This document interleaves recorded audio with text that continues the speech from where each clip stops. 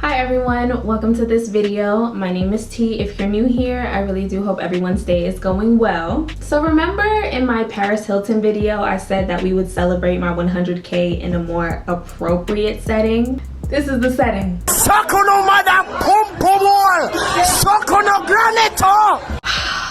Thank you all so much for 100,000 subscribers. Actually, you know what? Let me just say the exact amount because I usually round down and then y'all be getting mad at me like I'm lying. So hold on. Okay. At the time of this recording, in real time, I have 125,929 subscribers. To know that there are thousands of people around the world who take time out of their day to listen to me, to learn with me, to share new perspectives with me, that's crazy. Thank you. Thank you so much. I could not ask for a better community. Today I want to talk about the iconic hit TV show, Girlfriends. Girlfriends is a sitcom that aired from the years 2000 to 2008, and it was an instant success due to its intricate yet relatable storylines and fast-paced humor. It was created by Mara Brock-Akil, who is a reputable screenwriter and producer. She's written for some of our favorite Black TV classics such as Moesha, The Game, Being Mary Jane, and of course, Girlfriends. As a child, Girlfriends was especially important to me because I got the chance to see 4 beautiful Black women navigate the highs and lows of life, love, and friendship. And even though I was too young to fully comprehend the complexities of what they were going through, the show was still funny, it was popular as hell, and nobody was seeing Girlfriends. Not back then and not even today. Now, one of my favorite things to do is rewatch TV shows and movies from my childhood as an adult, not just for the sake of nostalgia, but you know, just so that I can reevaluate things through a more mature lens. But I couldn't do that with Girlfriends because as soon as they took it off the air, it's like they took it off the face of the earth. But my Black Jesus answers prayer because on September 11th, all 8 seasons of Girlfriends were released on Netflix. So I rewatched it, yes, all 8 seasons with my grown-up mind and my no longer innocent eyes, and I have some thoughts. Yes, quite a few thoughts, so let's get into it. Let's start with a character rundown. First up, we have Joan Clayton, aka leader of the Pick-Me's, general of the pathetic platoon. Joan is beautiful. She's charismatic, she's successful, lots to love about her, whole lot. But I have no doubt in my mind that she would climb up Mount Everest barefoot and sell her last good kidney at the top if it meant it would better her chances of her one day becoming somebody's wife. Okay, Joan, what happened to you being all empowered, not getting all desperate over some guy? He called! Are you not ashamed of yourself? Are you not embarrassed? This is really embarrassing. Next up, we have Maya Wilkes, aka Miss. I get why Maya is a fan favorite because she's gorgeous, she's funny, she's outgoing, and unlike the other girlfriends, she really only made one catastrophic mistake, and that was emotionally cheating on her husband. Darnell Wilkes. Maybe I could help him in a room in which there are no others. Or you can all watch. I don't give a shit. But back to Maya. Aside from her humor, Maya's best trait was her making an avid effort to work on herself and find her passion while she tried to navigate life as a single mother, you know, after Darnell left her cheating ass. She was down and out for a second, you know, she had her pity party as she should, but she quickly realized that there was beauty in the struggle and she used her pain to write a book and help other women. We love to see it. Next, we have Lynn Cersei, the tatted up, freeloading, radical free spirit. While I wish I was brave enough to navigate life as fearlessly and as optimistically as Lynn, I'm actually very grateful that I proceeded with at least a little caution because sis was a bum. Girl, please put your shoes on. Let's go find you a home, honey. Ooh. Sis was way too comfy, freeloading off of her friends for me. And finally, we have the bougie Barbie herself, Toni Childs. The ass whooping was about a decade overdue. Yeah, because that mouth, them clapbacks, no, no. Also, there was a whole lot of emphasis put on Lynn's sex life as if Toni wasn't literally engaged to a man while she was living with another. Then Greg left her and pretended to get back with her just so that she could walk in on him and another woman on her floor. Oh. Woo! Help me unload this suck. Payback's a bitch, isn't it, Toni? Not on the custom-made, freshly imported Persian rug. Oh my gosh, the show was insane. But yes, Bougie Barbie, Superficial Sally, Champagne Taste, Kool-Aid Money, hood rich. That's what it is. She was hood rich. You know, she was successful as a realtor, but she was never able to acquire any real assets or gain any real wealth, because the second she got paid, she went and blew it all on designer clothes and bags and shoes, trying to keep up with the Joneses, trying to look prestigious. Tony, you cannot afford a $17,000 bag. But I worked hard for this bag. I deserve it. It's mine, and I'm not poor. That crazy heifer just bit me. And in an unstable economy under a capitalist society, which at that point in time was being run by made me nervous to say the least. Now, a big question that I've been seeing swirling around is, which girlfriend do you relate to the most? And to be honest, I see myself in all of these women. You know, I'm detail and goal oriented, a borderline workaholic like Joan, I'm sassy like Maya, I'm open-minded like Lynn, and I'm bougie like Tony. Well, not that bougie, but you get what I'm trying to say. But I think the better question is, who is my favorite character? And isn't it obvious? William! Big Willie never missed. Not one time. The jokes, the punchlines, the clapbacks, he never missed. Was he a little ignorant about women? Sure. Was it obvious that if he wasn't a successful lawyer that he would still be one of those, oh, you're so beautiful, too bad you never date a guy like me kind of men?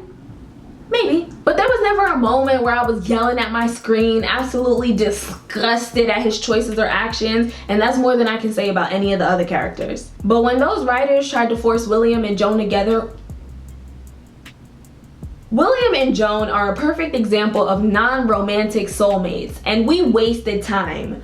We wasted time trying to get them together. That time could have been better spent seeing Darnell and Lena, you know, the lady he was about to marry after Maya. We could have spent some time watching him suppress his feelings for Maya by trying to force a love with Lena. That would have placed the audience in a superior position, gradually building dramatic tension, stay with me. That way, when the wedding scene happened and Darnell left Lena at the altar for Maya, it would have come to us, the audience, as a sort of climactic release rather than a blindside. Not that I didn't want them back together, because I actually really like them as a couple. I just genuinely didn't see it coming. Like, I didn't see any lingering chemistry or romance between them, at least not on Darnell's part. It felt like every time he was around Maya, he was genuinely uninterested. And I'm not just saying that I wanted to see more of Darnell because I want him to park that Big Mac truck right in this little garage. I'm saying that because when it comes to Joan and William, I would have rather watched paint dry. I would have rather watched grass grow. Literally anything that when it's two people with the chemistry of siblings, cousins at best, try to force a romantic connection. Moving on. As mentioned earlier, Girlfriends was a show that aired from the early to mid 2000s, so you gotta know there were some jokes and some tropes that did not age well. I have a theory that a lot of the cringy jokes and storylines that we saw in this show were a result of unchecked biases from the writers, or because of the lack of awareness of society, the acceptable lack of awareness of society at the time. It was probably just fun to be ignorant. And don't get me wrong, because some of my favorite Black screenwriters worked on Girlfriends, and I absolutely love their work. If you don't know about them, learn about them. But why were these things so funny for 8 seasons straight? Child, the microaggressions were through the roof. Every single time a man did something slightly feminine, gay joke. Every time a man did something slightly out of the ordinary, slightly peculiar, gay joke. And I also noticed that lesbianism was only mentioned in the context of hypersexuality. Y'all, anytime the topic of women loving women, lesbianism, bisexuality, whatever was brought up, it was always either insincere and outrageous, like the time Lynn got engaged to a woman just so she wouldn't jump off of a cliff, or to arouse men, like that ongoing joke of William hiding in the bushes and peeking through the blinds trying to look at Lynn and her fake lesbian lover. And what's done is done. I know that. But I want to point this out because this bias still exists in many forms of the media today. Over the years, we've seen women musicians use performative bisexuality as a major marketing tool, as well as countless movies and TV shows that purposefully portray lesbianism in a salacious nature to appease the male gaze. And again, I'm not saying that Girlfriends started this problem. I'm just saying that it's microaggressions like these that support these biases that still reveal themselves in modern media and thus modern society. All right, next argument, no. In the early seasons, there was way too much emphasis put on Tony's weave. Way too much. And not like in a celebratory or honorary way either, but in like a very shameful, hush-hush, dirty little secret kind of way. Her white assistant really said to her that she wasn't selling houses because her hair was dishonest. I don't understand. Because it's not like it's uncommon for black women to grow their natural hair to the length of Tony's weave, so what are you really trying to say? And even if it didn't look realistic, let's use that word because, honest, even if it didn't look realistic, why are they acting like assimilation wasn't invented yet in the 2000s?